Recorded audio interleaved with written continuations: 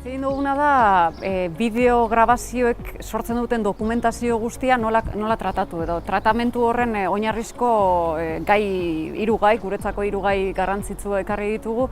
Eta bata izan da gehien guretzako arazorik eta handiena sortzen duena memoria, bideoak asko okupatzen dute, orduan dokumentazio lanak ere zaildu egiten dituzte, eta horren kontura ze baliabide izan ditugun guk eta ze esperientzi izan dugun. Eta gero bestetik fitxategien tratamentua eta katalogazioari buruz hitz egin dugu oso orokorrean. Pixka lagungarri izango dalakoan beste esperientzientzako. Guk bertsoa.eusen batik bat bertso saioak grabatzeko elkarrizketaketara, baina batik bat bertso saioak. Orduan, eman ditut aholku orokor batzuk nola egin ekitaldi baten grabazio bat. Orduan, esplikatu ez ze material beharko genuken, kameran kokapena erabakitzeko garaian ze kontutan hartu beharko litzaken, eta ekitaldi baten audioa grabatzeko beste ze gauza hartu beharko genituzken kontutan.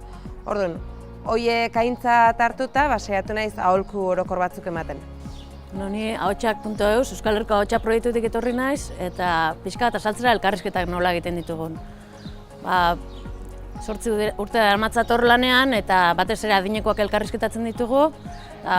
Pixka bat alde teknikotik, enkuadrea, argiztapena, ze material erabili, kamera, tripodea eta oinarrizko aholku batzuk. Ni Aize Adria naiz, ahotsak.eusetik nator, bertan ikusentzunezkoekin aritzen naiz lanian gehien bat.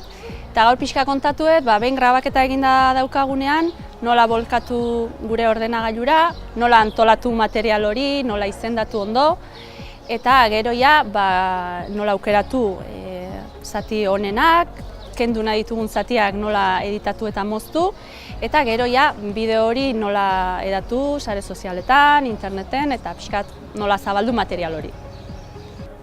Amarauna proiektua 2010 urtean jaiotako proiektu bada, Amarako historia ezagutzera eman nahi du, eta horretarako bertako liburutegitik lanean dihardugu hainbat lan ildo garatuz. Haietako bat lekukoak izenekoa da, eta bertan auzotar ezberdinen bizikizunak grabatzen ditugu ezagutzera emateko. Txurtxur Euskaltzaleon bilgunetik etorri naz, Ane Lardinaz, eta ahotsak eta Txurtxurren artean genuen hitzarmena 2006an, hain xuxende jasotzen genuen ahozko ondaria, tratatzeko baliabideak eman zizkiguten, eta gero gure web horrian txertatu genitun, eta beraien web horrian bai, eta elkarlana horren emaitzan berri ematea etorri naz. Gu Durango 1956 kultura elkartekoa gara, eta gure ekimenetako bat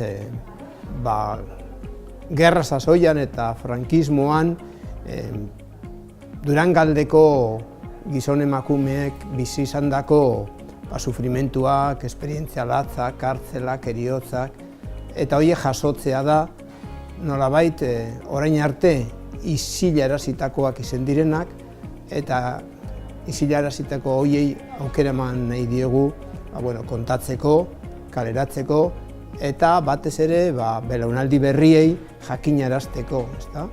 Zer izen zen gure herriaren historia zati hori. Beraz, behintzabideak naiz, etorri naiz Aldudajak Bideo kooperatibatik. Aldudajak Bideo da kooperatiba bat kudeatzen duena Kanaldude telebista. Eta etorri naiz zunarat gonbidaturik esplikatzeko nola sortu den Aldudajak Bideo, herritarren iniziatibak nola azkenean sortu duen telebista bat, gaur egun den telebista. Eta urtez urte zelan eramana izan den, herritarren implikazioa, eta hori guztiak kondatzera urtez urte eman diren urratsak, eta ekarri dut ere iparraldean grabatua izan den lehen dokumentala, irudi batzuk erakusteko, eta biziki interesgarria izan da beste esperientzia batzuk entzutea ere bai.